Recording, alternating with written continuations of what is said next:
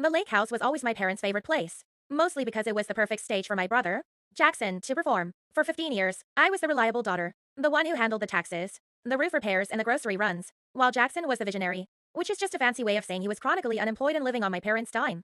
At the annual 4th of July barbecue, in front of 30 people, Jackson stood up and tapped his glass. He flashed that $1 million smile and announced he'd finally made it. He bought a luxury condo in Miami and was moving our parents down there to live in the style they deserved. My mother burst into tears of joy, hugging him like he was the second coming.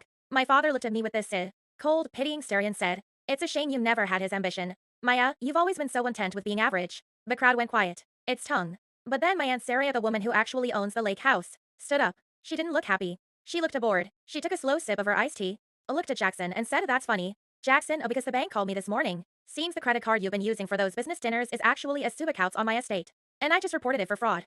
Jackson's face went from tan to paper white in 3 seconds. He started stuttering about temporary loans. But Aunt Sarah wasn't finished. She turned to my father and said, "And since you think Maya is so average for working a real job and taking care of you, you'll be thrilled to know I'm signing this entire property over to her tomorrow. If Jackson's Miami condo is so great, I suggest you start packing your bags, because you're officially off my payroll." The silence was deafening. Jackson didn't have a condo. He had a mountain of debt and a felony charge coming. I just looked at my dad, took a bite of my burger, and said, "Hope you like the heat." Dad. The moral: be careful who you step on while you're climbing a ladder made of lies.